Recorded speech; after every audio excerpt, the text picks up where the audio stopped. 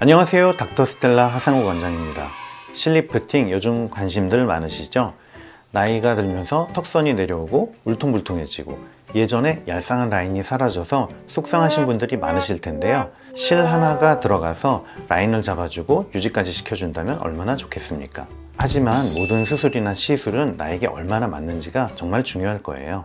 원장님, 실리프팅을 하면 효과를 보는 경우와 그렇지 않은 경우가 있나요? 네, 실리프팅의 효과를 살펴보기 위해서 먼저 처짐에 대해서 잠깐 이야기해 보겠습니다. 나이가 먹으면서 처짐이 나타나면 피부는 얇아지면서 늘어나고 피부 안쪽은 헐거워지면서 밀착된 느낌이 떨어지게 되는데요.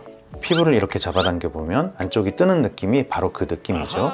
실리프팅은 주로 안쪽에 처짐을 당겨서 리프팅하는 시술이라고 말할 수 있습니다. 피부 늘어남이 심하지 않고 피부가 탄력이 있으면 실을 조금 얕게 넣어서 잡아당겨 줄 수 있을 거예요. 그런데 피부가 헐겁거나 늘어남이 심하면 피부 가까이에 실이 들어가게 되면 조금만 많이 당겨도 그 부분이 찝힌 것처럼 보이게 됩니다. 우리가 흔히 딩클이라고 부르는 부분들이죠. 그래서 피부가 탄력이 있고 늘어남이 덜하면 실리프팅 하기엔 훨씬 유리한 편입니다.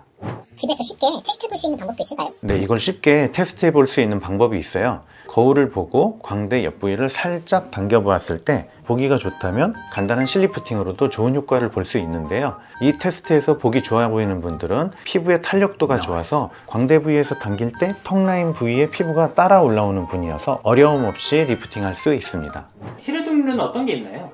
흔히 녹는 실로 불리우는 가장 많이 쓰이는 PDO 실, 그리고 스컬트라와 재질이 같은 PLLA 실, 멜란세와 재질이 같은 PCL 실 등이 있습니다.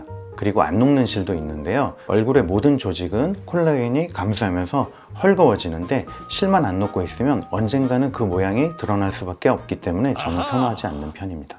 제가 인터넷에서 실 강도를 테스트하는 영상을 봤거든요. 어떤 실은 소고기 한 근 정도의 무게를 견디더라고요. 이 실의 강도가 중요한 건가요? 실의 강도를 이야기하려면 먼저 실이 왜 효과를 내는지에 대한 이해가 필요합니다. 실은 옆에 돋아있는 가시로 조직을 걸어서 리프팅 효과를 내는데요.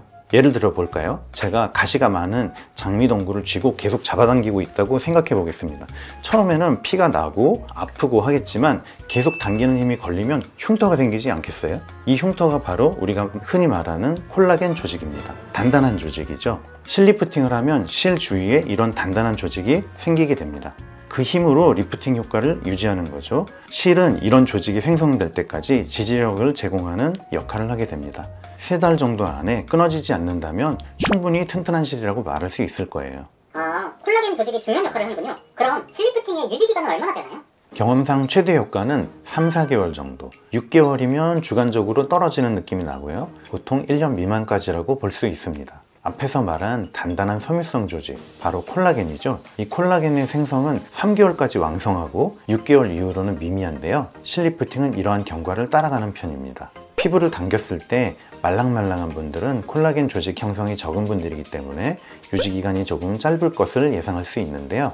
반면에 잘 당겨지지 않는 단단한 피부를 가진 분들은 훨씬 더 유리하다고 말씀드릴 수 있겠습니다. 요즘 리프팅 레이저 시술도 많잖아요. 레이저 시술보다 실리프팅을 했을 때 더 좋은 점은 무엇인가요? 두 가지는 서로 다른 시술이라고 할 수 있습니다. 처지면서 얼굴의 안쪽 조직은 헐거워지고 피부는 늘어나고 면적이 증가하게 되는데요. 레이저는 속의 헐거움을 개선해서 안쪽으로 붙여주는 초음파 계열과 늘어난 피부를 타이트닝하는 고주파 계열로 나눌 수 있습니다. 겉을 조이고 속을 붙이면 이론상 예전 얼굴로 돌아갈 수 있겠죠? 하지만 받아보신 분들은 아시겠지만 올라가는 폭은 제한적이에요. 그렇기 때문에 반복 시술을 하거나 다른 시술과 병행을 하게 되죠. 반면 실리프팅은 말 그대로 끌어올리기 때문에 올리는 폭이 크고요. 하지만 처짐이 심해서 리프팅 되는 폭이 크다면 안쪽의 근골격과 바깥의 피부가 어긋나는 정도가 커지기 때문에 어색함이 찾아오게 됩니다. 처짐의 폭이 크다면 레이저나 스킨 부스터로 어느 정도 이상 회복시키고